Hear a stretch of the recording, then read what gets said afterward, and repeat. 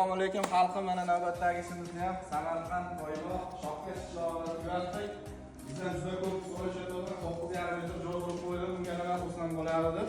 Mana xudo xolasa 9,5 metr joy bo'lganlarga mana shunday chiroyli metnik o'rnamizni qurib berganmiz. Yusuf tog'amnikida, Yusuf tog'a keling. Ishlarni qabul qilib olasiz. Assalomu alaykum. Rahmat. Ishlar ma'qulmi? Ha, ko'ngillardan ziyodi nimadan ko'rib YouTube'dan ko'rib zakaz qilgan edik qo'qonlarni. O'ylaganimdan ham ziyoda o'tishdi. Mana hozir tashkil qilyapmiz, non tarqatib beryapti. Mana bitta xatirlarni yopib, tasdiqlarni xudo xolasa mana mo'rilarga e'tibor berib qo'yasizlar. Mo'rilar ham ko'ngillardan ham ziyoda. plastik shaklda. O'choqlarni olib qo'ydik.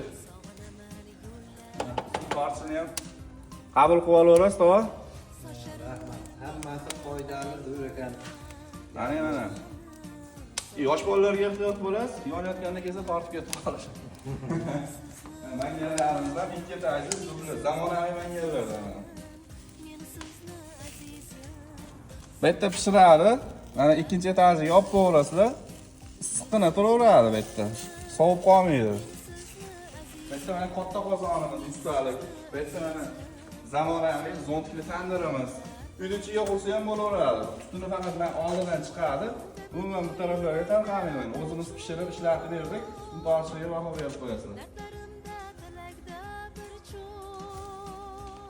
Beha jo'radi va ustini tortishi. Ishimizga javob. Sifatiga baho beringlar mana. Oq qora rangdan bo'ldi. Bular nima deyapti bular? Naqshlarimiz. Bu ham bir o'zgacha stil. Sizga yoqdimi bor? Rozimisiz? Men ham roziman. Xursandmisiz? Rahmat. Katta rahmat. Mana xudo xolasa mana yana buni ko'rib, havas qilib, qurdirmoqchi bo'lganlar ham qurdirsa bo'laveradi. Arziydi narxiga, sifatiga. Hali ikki o'g'ilcham uy bor, uni ham nasib bo'lsa gapirib, deb yasaman. Xudo xolasa faqat yaxshi uylardan xizmat qilsin.